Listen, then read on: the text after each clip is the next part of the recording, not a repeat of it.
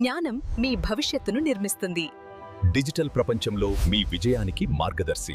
ఇక్కడ మీరు నేర్చుకుంటారు, ఎదుగుతారు. Digital path with Ajay. Learn and grow and move forward. ప్రపంచ చరిత్రలో ఒక మహానాగరికత చాలా పెద్దది, అద్భుతంగా ప్లాన్ చేసుకున్నది. కాని దాని గురించి మనకి తెలిసింది చాలా చాలా తక్కువ. ఎందుకంటే వాళ్ళు మౌనంగా ఉండిపోయారు. సో ఈరోజు మన ఈ విశ్లేషణలో ఆ సింధులోయ నాగరికత రహస్యాల లోతుల్లోకి వెళ్దాం. చూశారుగా, అపారమైన అధునాతన నాగరికత, కాని గాఢమైన నిశ్శబ్దం. ఈ ఒక్క మాట చాలు సింధులోయ నాగరికత ఎంత పెద్ద మిస్టరీనో చెప్పడానికి.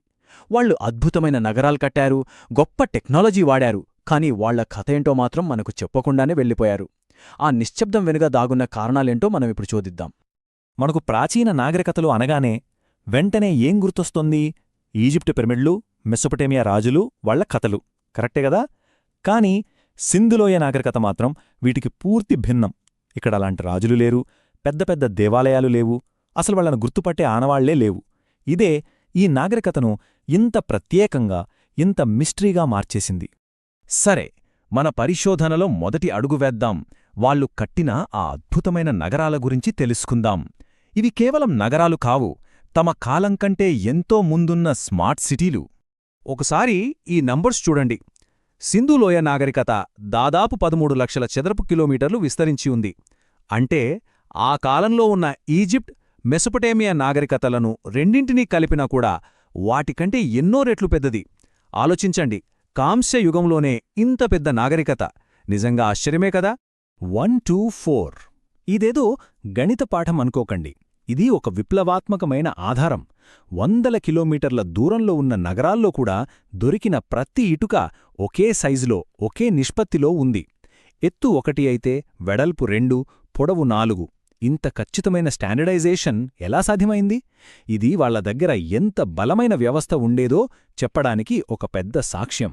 ఇప్పుడు వాళ్ల అర్బన్ ప్లానింగ్ గురించి చూద్దాం.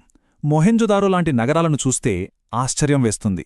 వీధులన్నీ పక్కా గ్రిడ్ ప్యాటర్న్లో ఉంటాయి. ప్రతి ఇంటికి సొంత బాత్రూం, ఆ నీరు కూడా మూసి ఉన్న డ్రైనేజ్ సిస్టమ్ ద్వారా బయటకు వెళ్తుంది. ఆలోచించండి, కొన్ని వేలేళ్ల క్రితమే ఇంత advanced sanitation system, water management కోసం జలాశయాలు, బావులు. అప్పట్లోనే వాళ్లు ఒక రకంగా చెప్పాలంటే మోడర్న్ సిటీస్ కట్టేశారు. మొహెంజొదారోలో ఉన్న ఈ గ్రేట్ బ్యాచ్ చూడండి. ఇది ఏదో రాజుగారి స్విమ్మింగ్ పూల్ కాదు.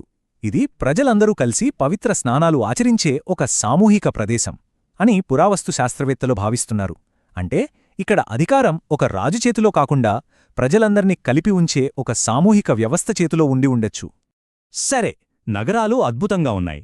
కాని ఇంత పెద్ద వ్యవస్థను నడిపింది ఎవరు? వాళ్ల భాష ఏంటి? ఇప్పుడు ఆ అసలైన మిస్టరీలోకే వెళ్దాం. వాళ్ల అర్థంకాని సంకేతలిపి. ఇదే అసలైన ప్రశ్న. ఒక్క రాజు కూడా లేకుండా లక్షలాది మంది ప్రజలను ఎలా పరిపాలించారు?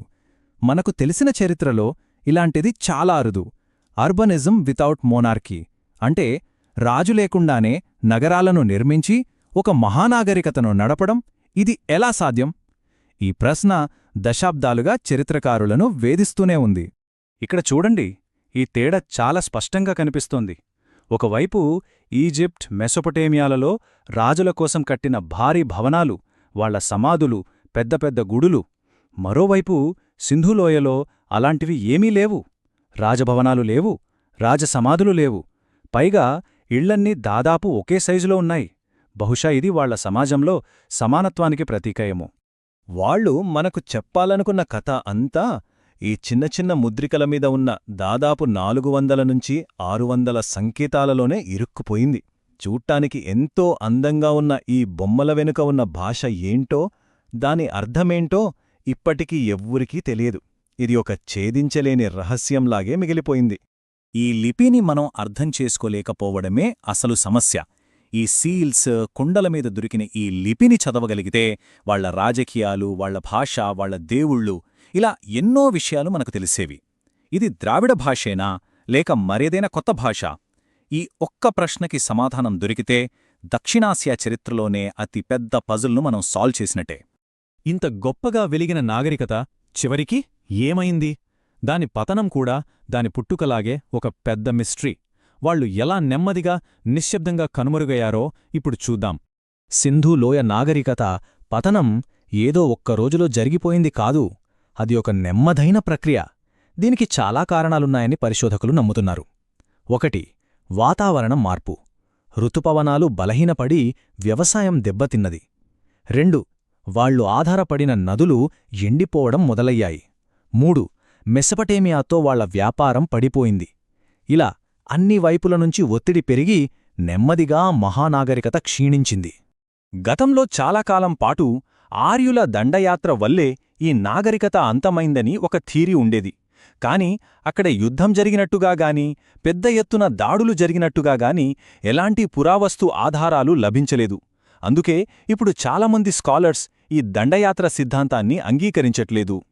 సరే, చివరిగా సింధులోయ నాగరికత మనకు ఏం నేర్పిస్తోంది? దాని వారసత్వం ఏంటి? వాళ్ళదొక భిన్నమైన శక్తి. ఈ టేబుల్ చూస్తే మనకొక విషయం చాలా స్పష్టంగా అర్థమవుతుంది. సింధు లోయ నాగరికత మిగతా వాటిలాంటిది కాదు. రాజకీయ వ్యవస్థలో, పట్టణ ప్రణాళికలో, ముఖ్యంగా డ్రైనేజ్ సిస్టంలో ఇది తన సమకాలీన నాగరికతల కంటే ఎంతో ముందంజలో ఉంది. వాళ్ల లిపి మనకర్థం కాకపోయినా, వాళ్ల పనులు మాత్రం ఒక రాజు లేదా బలవంతపు అధికారం లేకపోయినా ఒక గొప్ప సమాజాన్ని నిర్మించవచ్చని నిరూపిస్తున్నాయి. ఒకవేళ మనం అనుకుంటున్నట్టుగా గొప్ప శక్తి అనేది ఒక రాజులోనో, ఒక సైన్యంలోనో కాకుండా ఒక ప్రణాళికలో, ఒక వ్యవస్థలో ఉంటే, బహుశా సింధులోయ నాగరికత మనకు నిశ్శబ్దంగా వదిలివెళ్లిన అతి పెద్ద పాఠం ఇదేనేమో. అధికారమంటే ఒక వ్యక్తి కాదు, ఒక ఆలోచన అని వాళ్లు మనకు చూపించారు. చరిత్రలో దాగి ఉన్న ఇలాంటి మరెన్నో అద్భుతమైన కథలను, రహస్యాలను తెలుసుకోవాలనుకుంటే మా ఛానల్కు ఇప్పుడే సబ్స్క్రైబ్ చేసుకోండి. మళ్ళీ ఇంకో ఆసక్తికరమైన విశ్లేషణతో కలుద్దాం.